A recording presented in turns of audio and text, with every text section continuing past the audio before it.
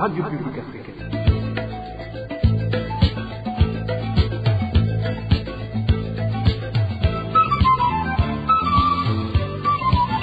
Radio Publique Africaine.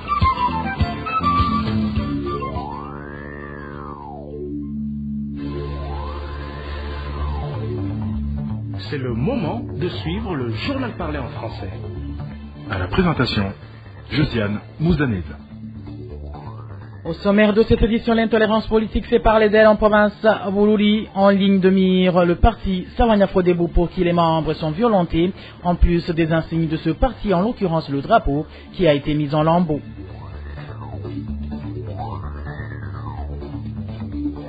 Les enseignants bénévoles de la direction scolaire de Moutimboudi réclament leurs arriérés de 4 mois de prime alors que les élèves avaient contribué pour cette fin. Vous aurez les détails dans ce journal. Dans ce journal, nous vous parlerons également des grognes des habitants de la ville de Gitega après que les taxis-vélos y ont été interdites de circulation. Voilà pour les grandes articulations. Bien le bonsoir chez vous mesdames et messieurs. Tout de suite, le développement de ces titres.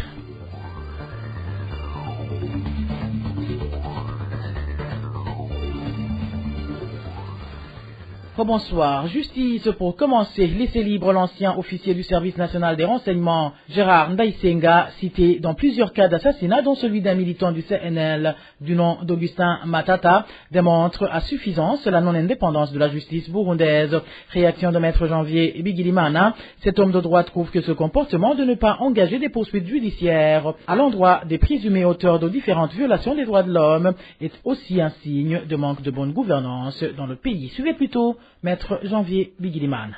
Le crime d'exécution extrajudiciaire qui a été commis contre un membre du parti CNL, M. Augustin Matata, est un crime odieux qui a été également commis à l'endroit d'autres citoyens burundais qui étaient opposants, manifestants en 2015, ou des citoyens tout simplement qui sont présumés comme tels parce qu'ils n'appartiennent pas au parti au pouvoir. Et nous pensons que le pas qui a été franchi par la justice en arrêtant le présumé auteur Gérard Ndaïsenga, qui est un agent du service national de renseignement connu dans d'autres crimes graves qui ont été commis à l'endroit des populations civiles, mais aussi des opposants, dans différentes provinces du pays, c'était un pas à saluer parce que cet agent du renseignement burundais a été impliqué dans plusieurs crimes, que ce soit là où il a été le responsable du service national de renseignement dans plusieurs provinces, notamment à Muyinga, Gitega, Bujumbura, sans oublier Mwaro et d'autres localités.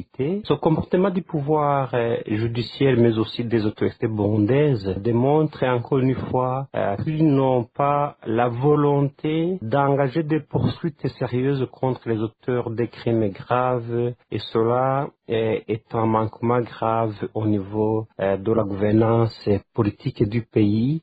Maître Janvier Bigilimana condamne également le traitement particulier dont bénéficie le nommé Gérard Ndaïsenga, qui cause du tort aux familles des victimes, attendant toujours que justice leur soit rendue. Suivez encore une fois Maître Janvier Bigilimana, défenseur des droits de l'homme au Burundi.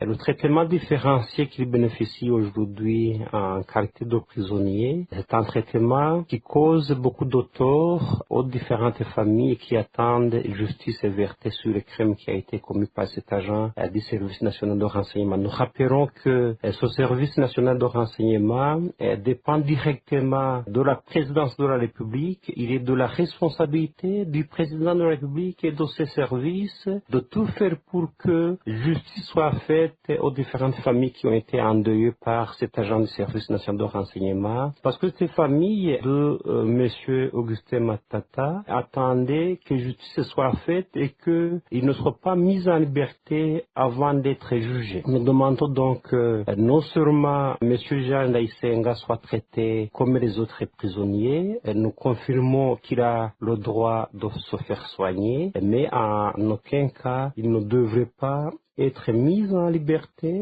sans porter atteinte aux droits légitimes de la famille de différentes victimes. Si les opposants doivent être assassinés, comme ça a été le cas pour Augustin Matata, nous pensons que ce régime est en train de se tromper parce qu'aujourd'hui on est à un stade où on ne peut pas accepter qu'il y ait un seul parti politique qui réfléchit pour tous les Burundais. Le multipartisme et le pluralisme des idées politiques, c'est un facteur d'une évolution vers la démocratie. Nous pensons que le régime en place devrait faire des efforts. Nous demandons également qu'il soit poursuivi non pas pour le seul cas d'Augustin Matata, mais aussi pour d'autres crimes graves dans lesquels les présumés auteurs, que ce soit à Muyinga, à Mwaro, à Gitega, à Bujumbura et dans d'autres localités. De la justice, passons à la page politique où l'intolérance politique fait parler d'elle en province de Bururi. En effet, dans une période ne dépassant pas un mois, un membre du parti Sawanya Frodebu dans la localité d'Omukavumvu a été battu par les Imbonerakouré qui ont par après déchiré le drapeau du même parti. Pour le moment, les membres du parti Frodebu à Bururi ne décolèrent pas face à l'impunité dont jouissent les auteurs de ces actes alors qu'ils sont bien connus. Le point avec Marie-Ange Irakoz. C'était en date du 9 mai, le prénommé Dieu merci du parti Frodebu sur la colline Nerushemeza dans la province Bururi a été tabassé sévèrement par un Imbonerakure du nom de Naoum. Par la suite, les mêmes membres du parti CNDD-FDD qui, parmi eux, figuraient les responsables du même parti, sur ordre de leurs responsables, ils ont déchiré le drapeau du parti Frodebu le 15 mai 2023. Nos sources font savoir qu'ils n'ont laissé que des morceaux de tissu de ce drapeau du parti Frodebu.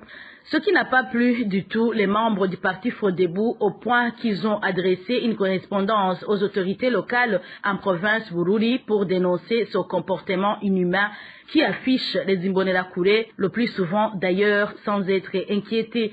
Le pire dans tout cela, précisent nos sources de la province Bururi, c'est que jusqu'aujourd'hui, les autorités n'ont rien répondu à la correspondance du parti Frodebu. La rédaction de la RPA n'a pas encore pu joindre colonel Leonidas Bandenzamaso, gouverneur de la province Bururi, pour qu'il s'exprime à ces intolérances politiques qui se font remarquer dans sa province, de même que la criminalité grandissante dans ces derniers jours dans cette même province. Parlons à présent éducation où les enseignants bénévoles de la direction scolaire de la commune Mutimbuzi en province de Bujumbura viennent de passer 4 mois sans percevoir leur prime d'encouragement.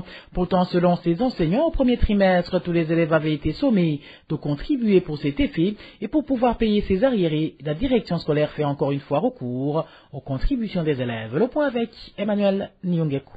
Une source parmi les enseignants bénévoles dénonce une gestion obscure de l'argent contribué par les parents. Notre source, qui n'a pas voulu s'exprimer sur nos micros, indique que la direction communale de l'enseignement à Mutimbuzi a exigé une contribution de 2000 francs au cours du premier trimestre. Selon cette source, il est alors incompréhensible que la direction leur doit aujourd'hui des arriérés de 4 mois. Dans tout cela, ce sont les parents qui paient les pots cassés. La direction communale de l'enseignement vient d'exiger encore une autre contribution, cette fois-ci 2000 francs par élève. Notre source au sein des enseignants révèle que des enfants qui ne s'acquittent pas de ces paiements sont renvoyés de l'école et des fois se voient retirer des points en éducation. Les parents n'en sont pas du tout contents, surtout qu'ils n'ont pas été consultés avant de prendre cette décision. Notre source d'information au sein des enseignants fait savoir que l'argent que les parents ont donné comme contribution aurait été utilisé comme frais de fonctionnement de certaines écoles. Les parents demandent qu'il y ait de la transparence dans la gestion de l'argent qu'ils paient comme contribution, surtout qu'ils traversent des périodes de crise financière. La rédaction de la RPA n'a pas encore pu joindre les responsables de l'éducation en commune de Mutimbuzi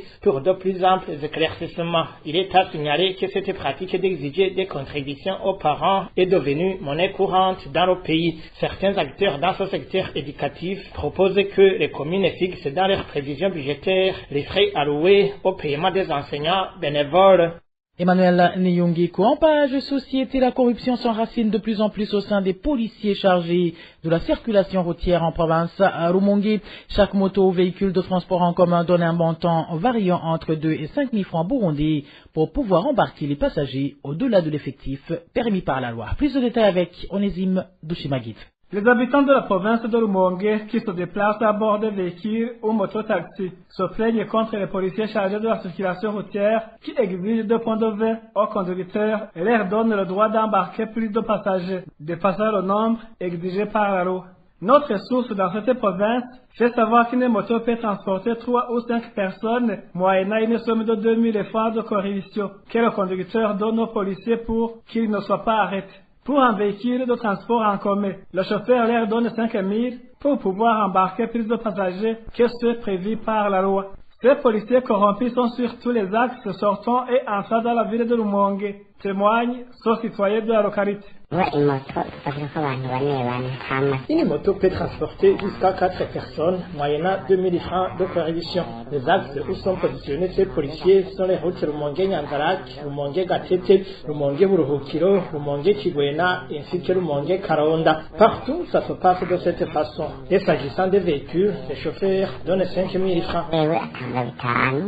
Ces habitants de Rumonge indiquent que les responsables hiérarchiques de ces policiers ainsi que les administratifs ne se soucient point de ce phénomène de la corruption qui gangrène le corps de police. Le comportement de ces policiers a déjà atteint un niveau très inquiétant car chaque policier placé sur ces différents axes routiers ici en province de Rumonge a déjà dans sa tête que les motos et véhicules sont des vaches laitières. C'est un problème et puis les responsables hiérarchiques ne font rien pour couper court avec ce comportement. Les habitants de la province de Rumonge demandent aux supérieurs et hiérarchiques de ces policiers de prendre des mesures contraignantes permettant d'éradiquer ce comportement. Onésime Dushimagidze de Rumonge cap sur Gitega où les interminables travaux de construction d'une route pavée dans la localité dite Gahera, située au quartier Magarama, perturbent les habitants de cette localité. En effet, depuis plus d'une année, ils ont du mal à se déplacer sur leurs engins, une situation qui se complique quand il s'agit d'évacuer un malade. Et les habitants disent ne pas comprendre pourquoi ces travaux n'en finissent pas, alors que ce tronçon ne mesure même pas 1 kilomètre. C'est un reportage signé d'Annie-Claire Ilatkomv. Les habitants de ce sous-quartier Gahera du quartier Magarama disent que suite à la lenteur observée dans la construction de cette rue, les véhicules et motocyclettes ne peuvent plus arriver dans l'air enclos faute de passage. Même les piétons ont de la peine à se déplacer du fait que des matériaux de construction de cette rue, tels les moellons et sable, sont toujours entassés dans la même rue. Et dans certains endroits de la rue déjà pavés, donc où sont déjà posés des pierres et sable, le passage est interdit aux véhicules, motocyclettes et bicyclettes, même les piétons. Cela rend alors mal le déplacement, surtout pour les femmes qui veulent accoucher et les malades qui nécessitent véhicules ou motos pour se rendre à l'hôpital. Cette rue qui contourne le sous-quartier Gahera du quartier Magarama mesure moins d'1 kilomètre seulement, mais il y a plus d'une année qu'on a commencé les travaux de son pavage sans pour autant qu'ils prennent fin. Ainsi, les habitants de cette localité, de même que ceux qui la fréquentent provenant des autres quartiers, demandent que les travaux de construction de cette rue finissent le plus vite possible pour faciliter les mouvements à l'intérieur du quartier. Ceux qui exercent les travaux de pavage de cette rue ne veulent pas en dire beaucoup de choses. Daniclaire Ilatkoumba, je vous le disais en titre, les personnes qui se déplacent par taxi-vélo dans la ville de Gitega grognent suite à l'interdiction de la circulation des taxi-vélos dans cette ville. C'est au moment où ces vélos étaient plus prisés depuis que les tickets de transport sur mototaxi ont doublé faute de carburant. Onésime Dushimagit. Ces personnes qui se plaignent expliquent qu'elles avaient l'habitude de se déplacer par taxi-vélo suite à leurs faibles moyens. Mais depuis plus d'1 mois, la police a interdit les taxis-vélos de circuler dans la ville de Gitega. Les seuls vélos autorisés à circuler dans cette ville sont ceux transportant les marchandises comestibles, inclus le charbon de bois, et ceux assurant le transport individuel. Au moment où certaines des personnes qui se déplaçaient par taxi-vélo pour cause de faibles moyens pensaient qu'elles allaient serrer la ceinture pour se déplacer par taxi-moto, le prix du ticket de ces derniers vient de passer du simple au double suite à la pénurie du carburant de type essence. Cela étant, certains d'autres ont opté pour se déplacer à pied car n'ayant pas assez de moyens pour payer le taxi-moto. Ces personnes expliquent aussi leur mécontentement par le fait que la ville de Gitega n'a pratiquement pas de bus de transport en commun pour leur faciliter la tâche. Le seul bus qui y existe ne date que moins d'1 semaine et ne serve qu'un seul quartier sur les 10 que compte la ville de Gitega. C'est pour cette raison que cette population demande aux autorités habilitées que cette mesure interdisant le transport des passagers par taxi-vélo soit suspendue dans la ville de Gitega, du moins jusqu'à ce que le carburant de type essence soit de nouveau disponible et que les bus de transport en commun soient introduits en suffisance dans cette capitale politique du Burundi.